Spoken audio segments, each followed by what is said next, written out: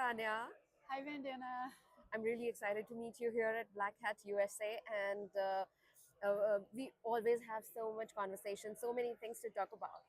And today we're going to talk about AI and AI security. Oh, yes.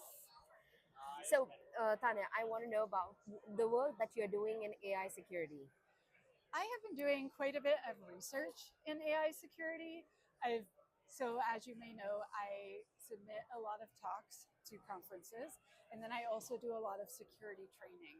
And basically, in the past 6 months, every single client is like, "How can I use AI to make my code more secure?"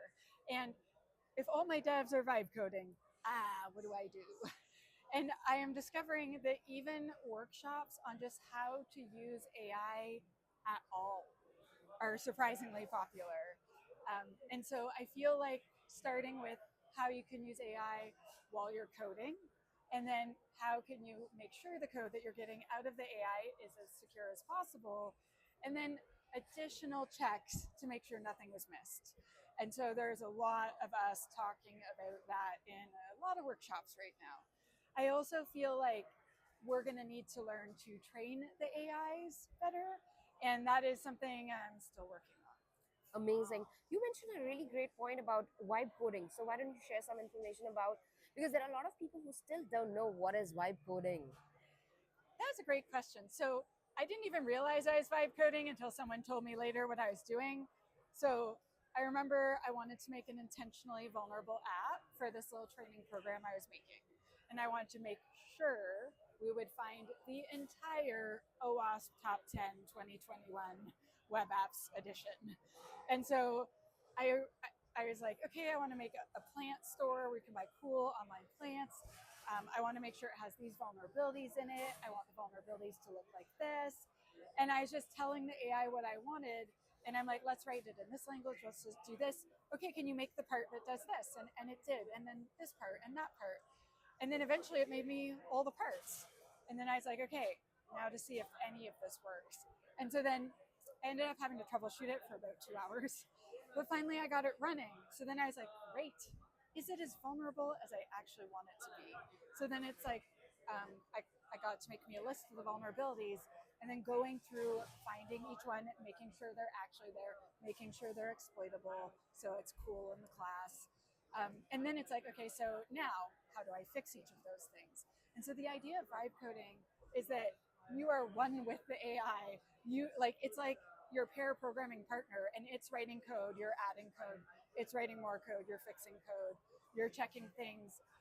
You always are responsible for the work that you submit. So you should never just take what it gives you and go for it. Right. Um, I found that so one of my teaching styles, I call it bad, better, best.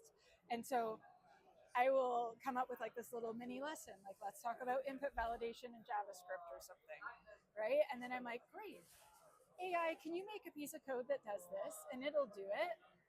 And it's almost always a bad example without me having to tell it to make it bad. And then for better, I'm like, okay, now I'm going to address like my lesson, whatever it is, like let's say it's access control or whatever. I'm like, now I'm going to add the access control that should have been there. And that's better, right? And then I'm like, okay, what's the best code, the best this could be? And so I usually add multiple layers of defenses, especially ones that we've already covered in earlier lessons. So you're seeing like, oh, this is where I could apply this. This is how it does this. And then we talk about how you review for those things. Like together we're reviewing code, together we're improving code. And it's like, you're going to get code like this from the AI. I need you to know it's not good enough. I need you to be able to spot that it's not good enough. And then I need you to know what to do about it. Right. And so vibe coding is very interesting, Vandana. It certainly speeds things up at the beginning. But if we don't have people that know how to review the code and make sure that it's safe, we could be in trouble.